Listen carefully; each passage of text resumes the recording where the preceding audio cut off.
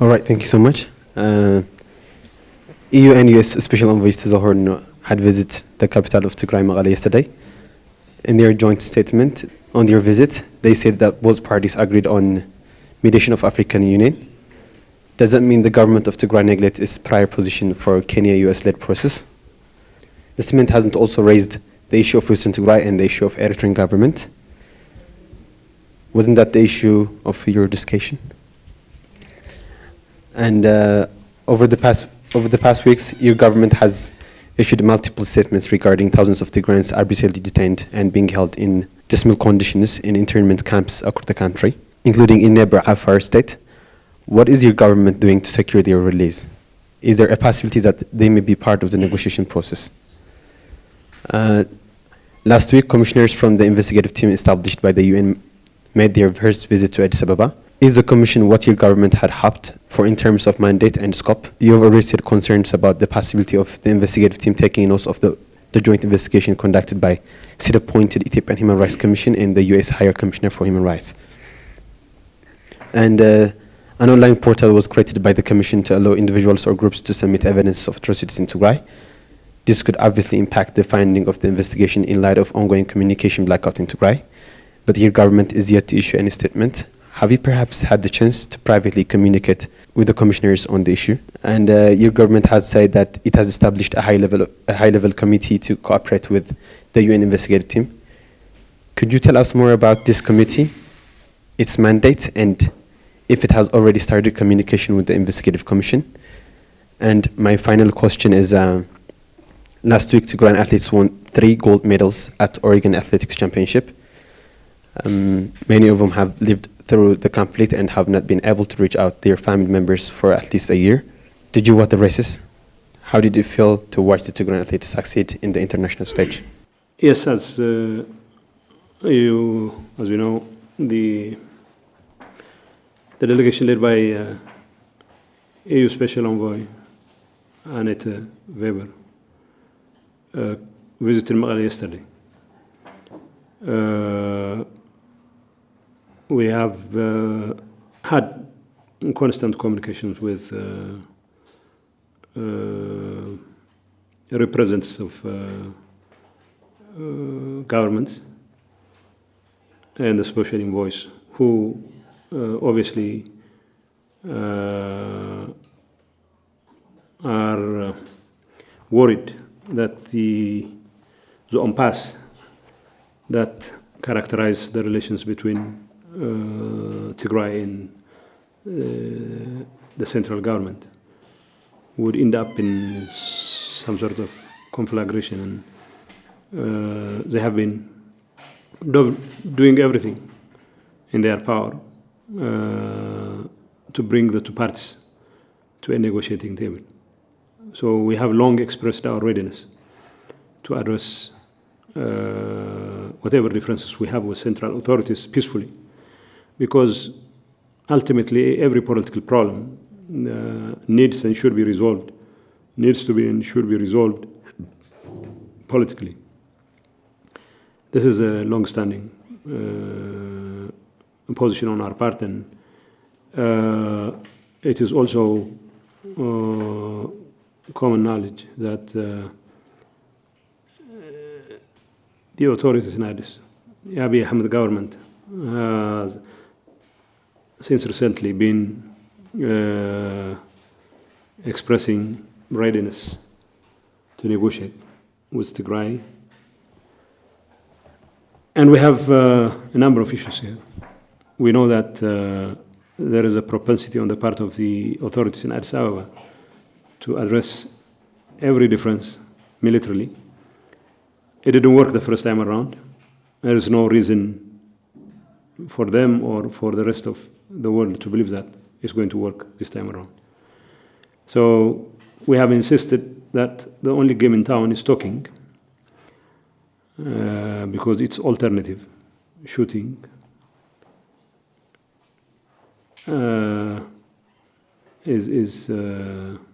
will have disastrous consequences,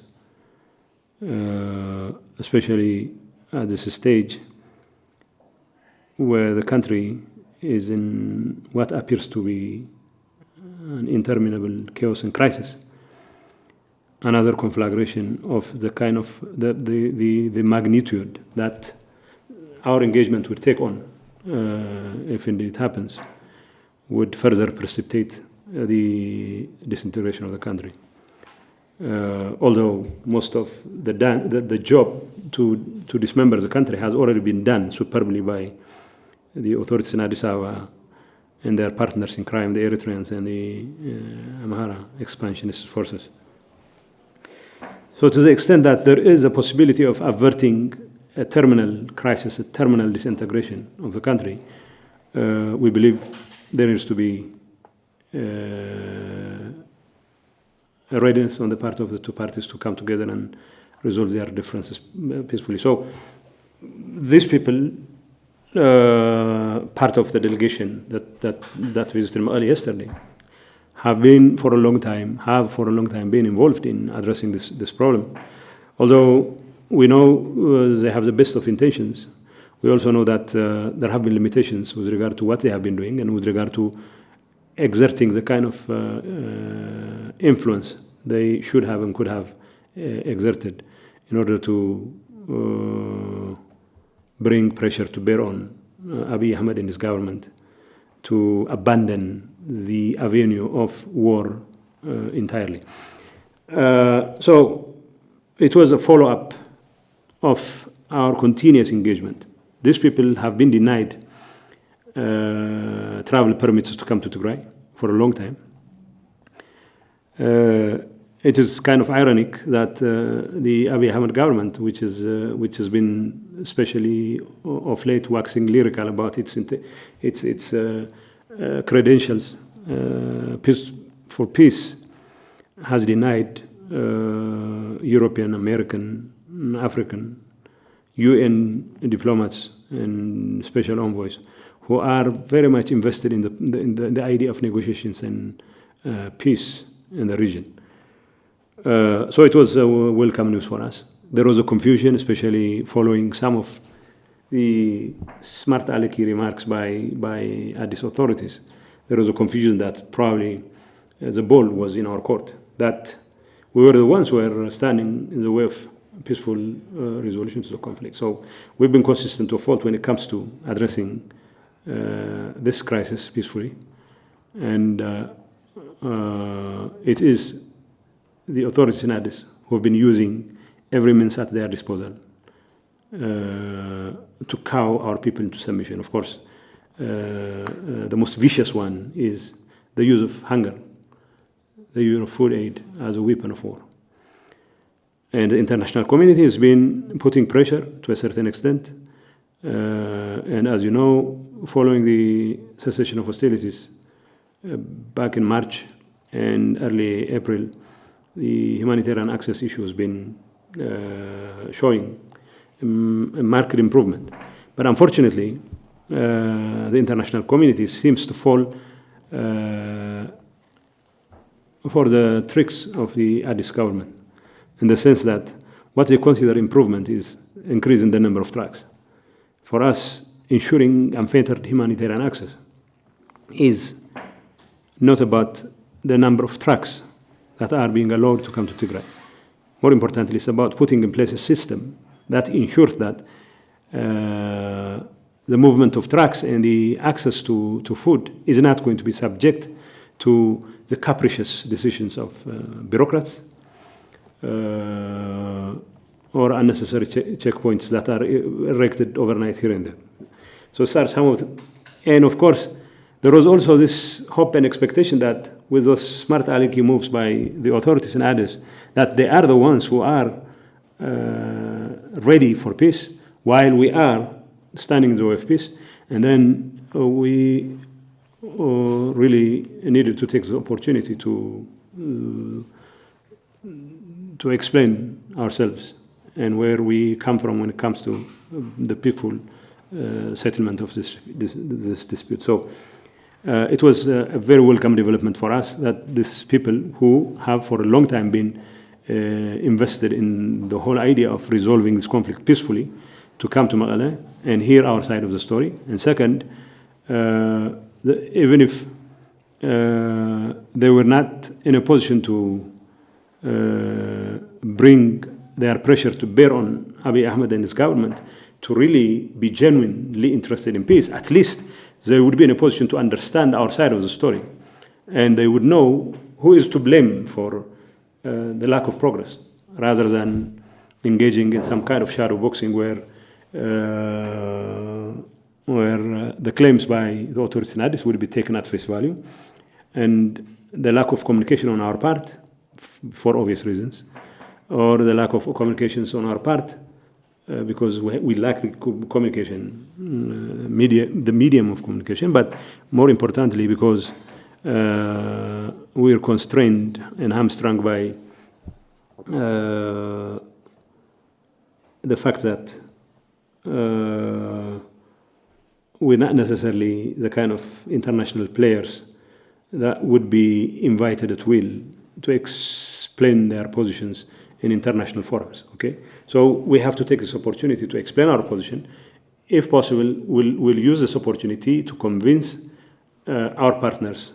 These are our partners for peace, our partners for humanitarian issues, our partners for human rights investigation issues, our partners on a number of issues. So if we can convince them to bring pressure to bear on Abiy's government to really be genuinely interested in peace, that would be the icing on the cake. But at the very least, we would be in a position to explain our position to such an extent that the rest of the world would understand where we are coming from, that we're not the ones who are standing in the way of peace, that we have been doing everything within our power to make sure that this difference is resolved peacefully. So we took the opportunity. So we raised a number of issues. Humanitarian access issue is one area we discussed. And of course, we've explained to them that the international community is giving the wrong signal to the authorities in Addis Ababa by praising them to the skies for improvement in humanitarian access. For one thing, humanitarian access, hampering humanitarian access issue should be punished. I mean, you have this rather ironic condition where the government keeps obstructing the flow of aid for 3 months, 5 months, 6 months, and then all of a sudden it wakes up one bright Monday morning and declares that it has the best of intentions to the people of Tigray, and then it will allow some trucks. It could be 17 trucks, could be 27 trucks. It is a far cry from the kind of the kind of challenge that we are facing. But the fact that even 17 trucks after 6 months of obstruction have been allowed to cross Tigray border simply becomes a very welcome news on the part of the international community. That's a travesty, because a government that should have been punished for not doing, for obstructing humanitarian access, which is an international crime, would be welcomed for relenting on its chokehold simply because it has allowed 17 or 27 trucks. This is a travesty. But what we explained to them is that improvement is not just about increasing the number of trucks. We appreciate the fact that the number of trucks has been on the increase. Although to a certain extent there was a slowdown in July, at least. In June, we know about 2,500 trucks were able to make it to Tigray's borders. While that itself is good news, it's not good enough news, because the authorities in Addis Ababa are now withholding fuel, which is much needed to distribute food from the warehouses in Mekelle to the needy. So if you have food in the warehouses in Mekelle, but we are not in a position to distribute them to those who need it in Samra, there is no point of ensuring, there is no reason why you can say unfettered humanitarian access is ensured. This is one area we did discuss. And they understand. They even think this is an issue they take very seriously. This is an issue they often try to take stock of when they deal with authorities in Addis Ababa, and that they have been involved. We understand they have been involved. We sort of have reservations about the amount of pressure they exert, but still, it's good that they remain engaged. It's good that they try to do everything with their power for this humanitarian crisis to be resolved in a manner that would address the needs and the demands of our people. Second area we discussed was the issue of services. Services, we both agree, cannot be conditions for negotiations. It's an absolute obligation of any government worth its name to provide services to its people. Whether the government in Addis Ababa considers Tigray its people is an entirely different matter, because if the past is any guide, they have been using every means at their disposal to starve the people of Tigray into submission. If they say there is a change of heart, would hope that change of heart to be evidenced by the flow of aid and, of course, the provision of services. This is one area discussed. But despite protestations otherwise, despite promises to open up, despite promises to restore telecom, transport, electricity, whatever services, and of course we have been asked to furnish guarantee for technical experts who would come and help in opening banks. And we've been giving that guarantee for a long time now. Of course, this is another area we discussed. And we were also asked if we were willing to furnish that guarantee in writing, that we'd be willing to cooperate with any technical team. We've told them it's a rather sick joke to complain that the government of Tigray would throw banking experts to jail who would be in the business of opening banks, would address the bread and butter issues of tens of thousands of Tagaro. Why would the government of Tigray be in the business of standing in the way of telecom technicians who would help kickstarting telecom services? Why would we stand in the way of technical experts who come here to hook the electricity, whatever, the power transmission lines to the national grid?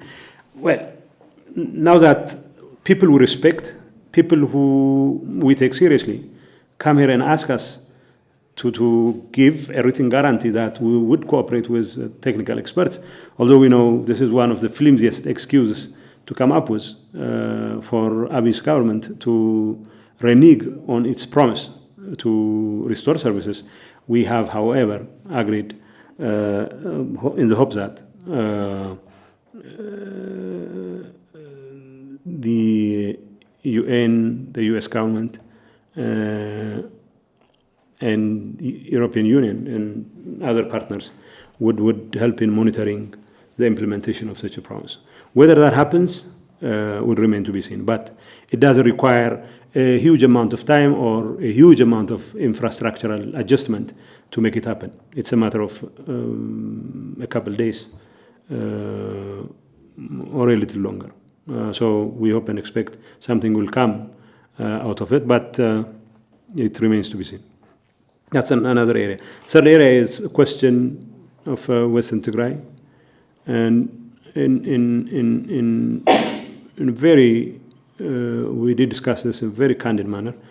We told them the issue of Western Tigray is not about Tigray reasserting its control over its own territory. That's one thing. That's constitutionally guaranteed right, and the status quo needs to be restored.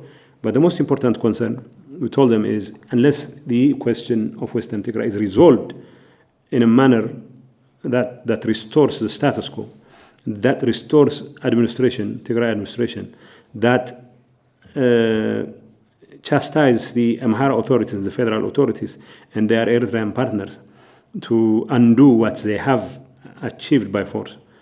And then that would amount to writing a prescription for national disintegration, because, you know, once you allow the Amhara expansionists to get away with their banditry in Western Tigray, it simply means it would encourage those of us who have the means in our disposal to take the law into our own hands.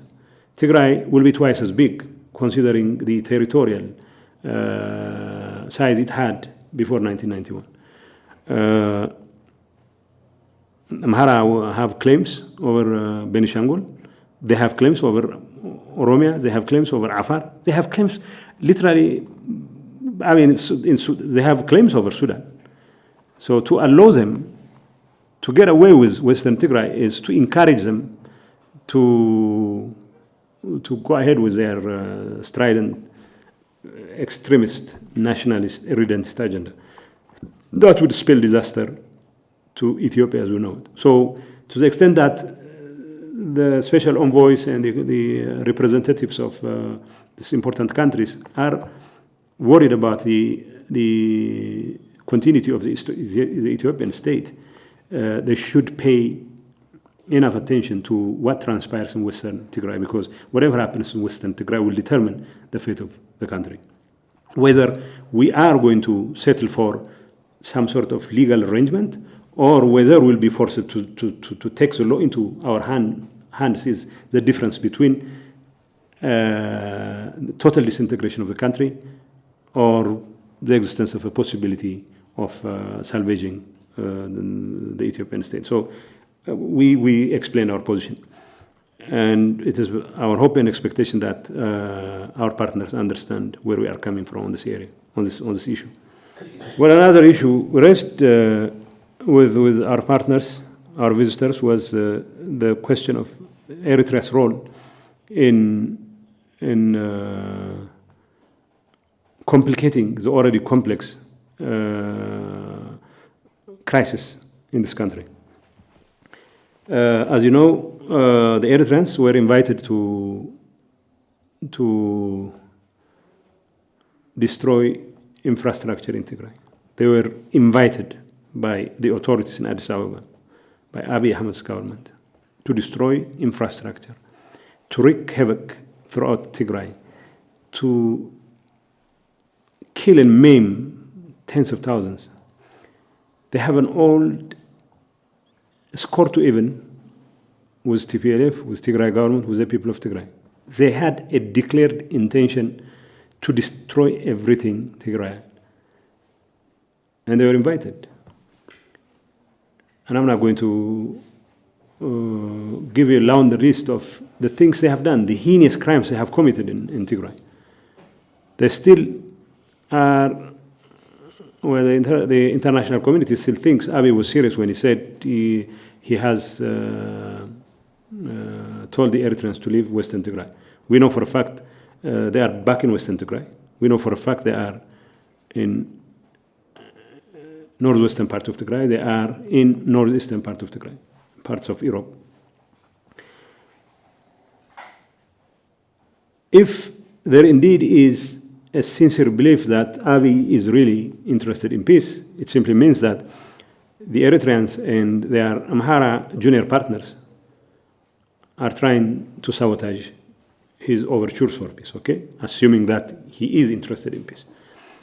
I have doubts, but that's secondary, because some of them think that he is serious about. Although his disappearance has made it difficult to really check once again if he still sticks to his old position. But the point is,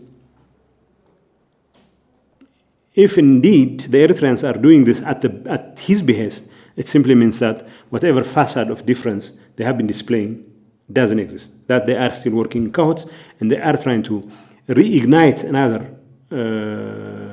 chapter of invasion where they would probably be in a position to finish off Tigray. We know they have the intentions. It's one thing to have the intentions, but it's entirely different to have the capabilities. But we know Isaias has a declared intention to destroy not just TPLF and the government of Tigray, but also everything Tigray. It's not an overstatement. They say it in public. Isaias brags about his intentions to carry out some sort of political cleansing that will rid Ethiopia of the legacies of the Tigrayans, whatever that legacy is, including, of course, federalism. He blames everything on us, and federalism even more so. The fate of Eritreans has been in the hands of this WACO for more than 60 years now. And he has everyone to blame for the problems that have bedeviled Eritrea, but himself. I would have thought he is the one to blame for everything that's gone wrong. Well, it's not for me to blame squarely, to blame Isaias or whatever squarely for whatever has happened in Eritrea. But as far as we're concerned, it is not us who should be blamed for that.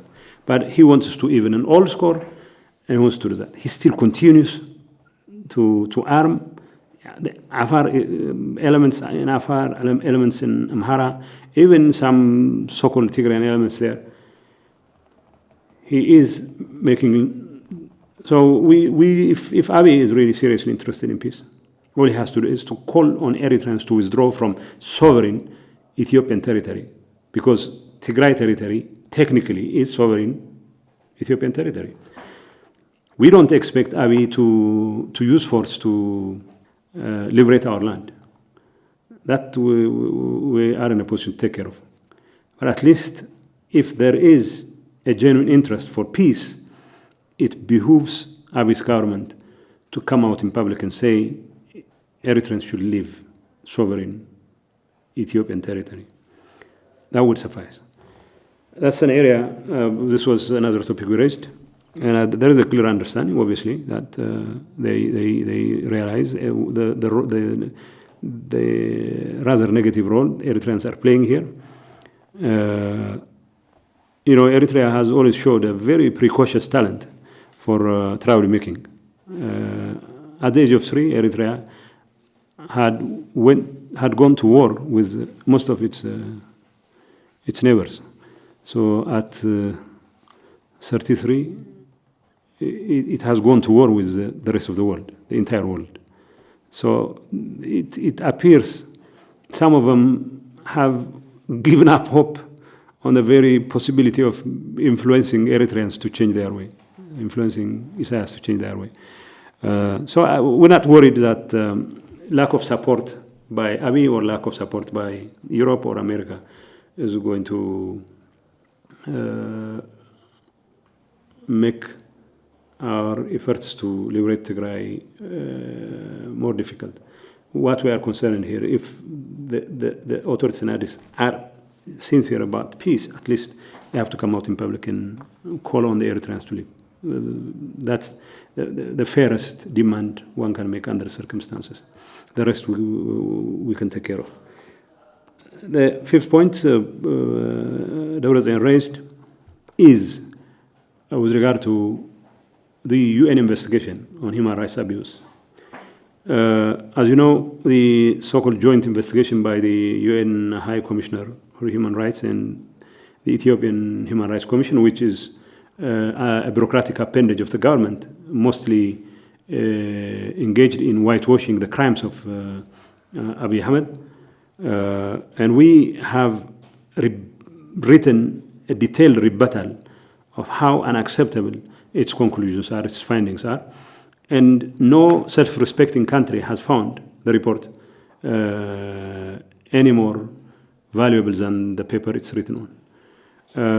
But for whatever it's worth, people can use it as a reference, at least to teach their students how bad such reports can be written. Otherwise, Abiy's government from the get-go was opposed to the establishment of this independent investigation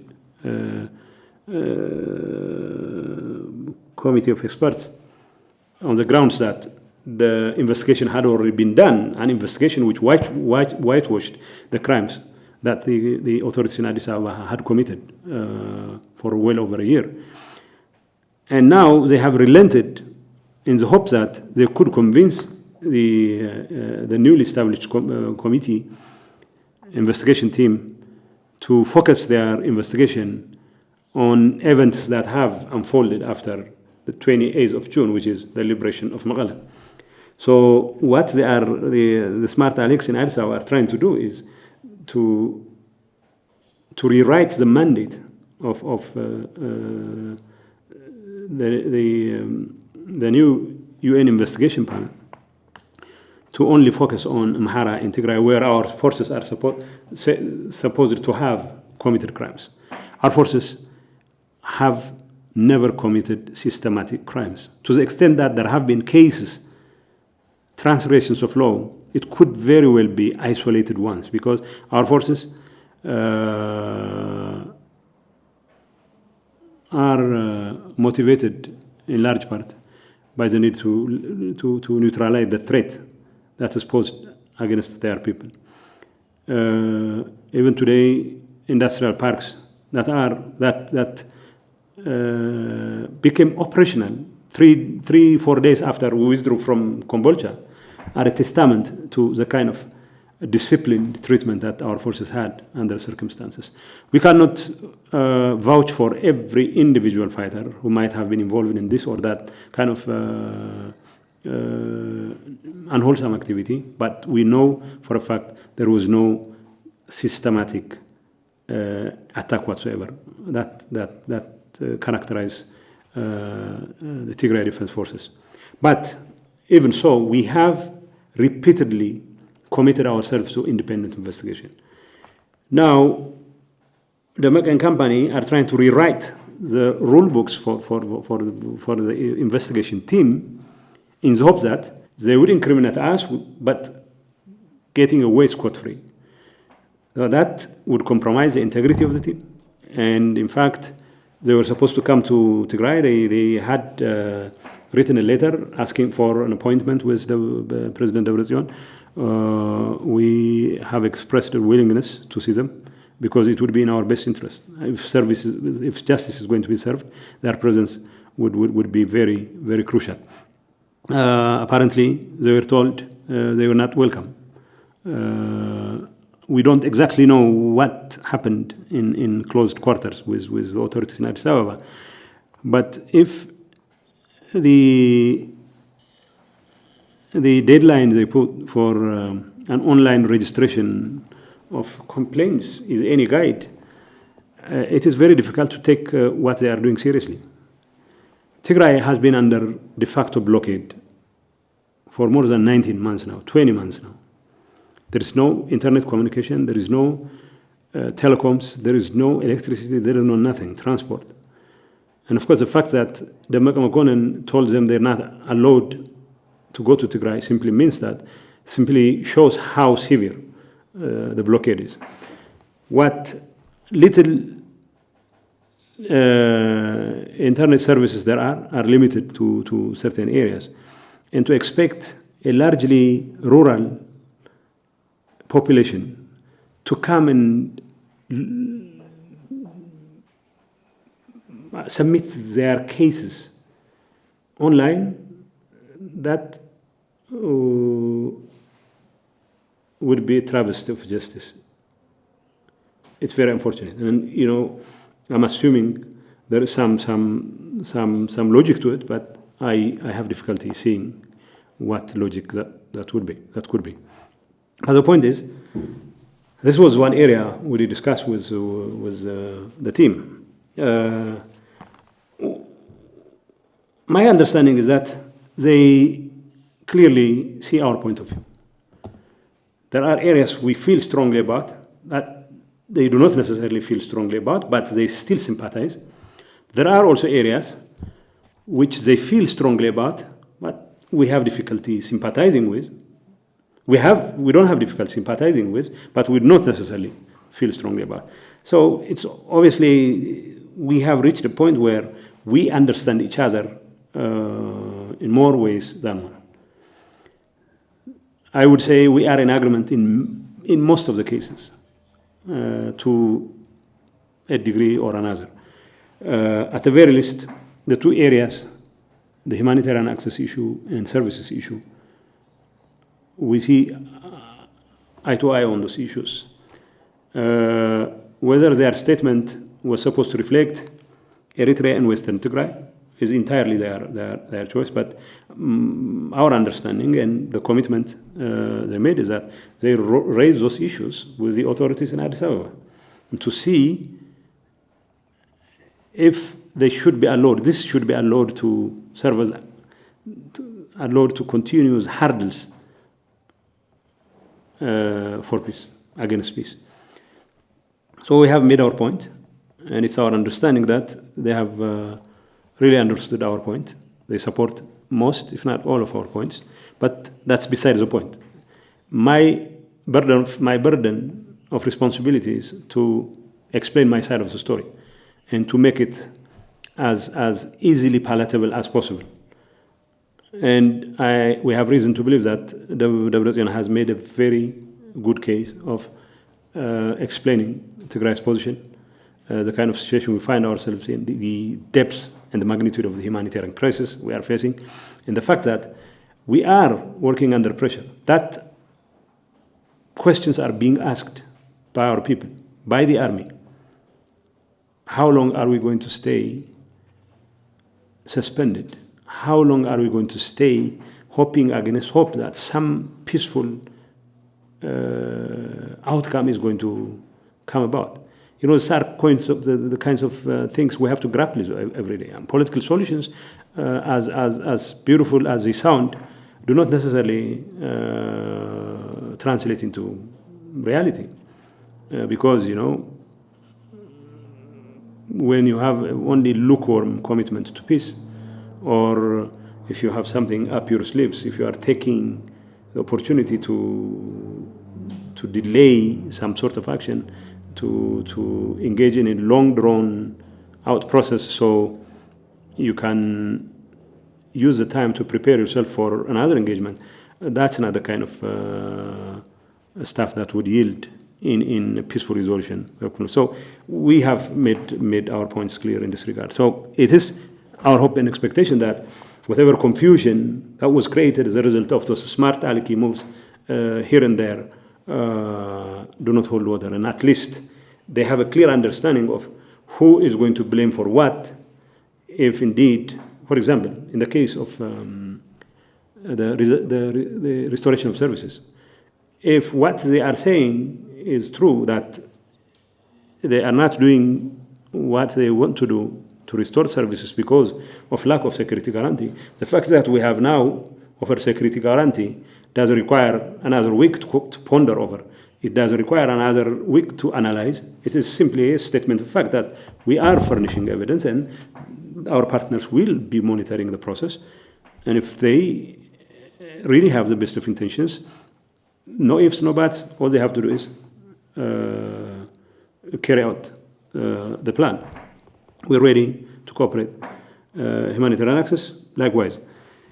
In our case, you know, the issue of Western Tigray should not be up for negotiations because it's a constitutional matter.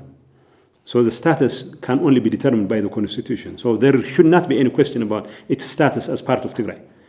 If there are going to be any questions, it is with regard to how the forces that need to withdraw are going to withdraw.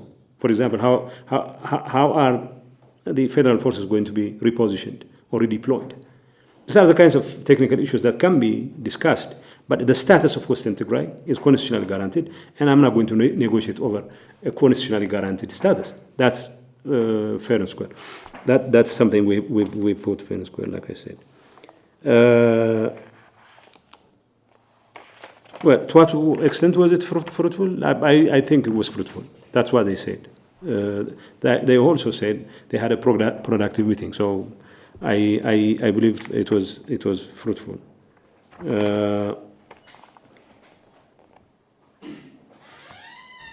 And obviously they feel strongly about accountability. And one of the things they have included in their statement is accountability. While you know, I would have loved for the statement to include Eritrea, to include Western Tigray, but ultimately statements are written by people who write the statements, not by people who want those statements written for them. And so the point is, for us, it was a very productive meeting. We were able to explain our position candidly, and of course, we have reason to believe that we have been able to clear up some confusion in this regard. Another question is, with thousands of Tigrayans are in internment camps, not only in Afar. We're not going to make those things part of negotiations. They're downright crimes. We're not going to negotiate over staff crimes. We continue to call upon authorities in Afar, authorities in the federal, whatever, in Addis Ababa, to release Tigrayans, including military personnel who served their country with distinction. They are being detained indefinitely, not because they have committed any crime, but rather because they are from Tigray. And these people they are officers, decorated officers who served their country, or country they used to call their own, with distinction. And that's not going to be subject to negotiations. Of course, political prisoners or something can be subject for negotiations. But these are innocent people who are being rounded up and being sent to internment camps. And of course, we will continue to put pressure on the international community. And we also expect those who say they are interested in peace to take this commitment seriously by releasing this.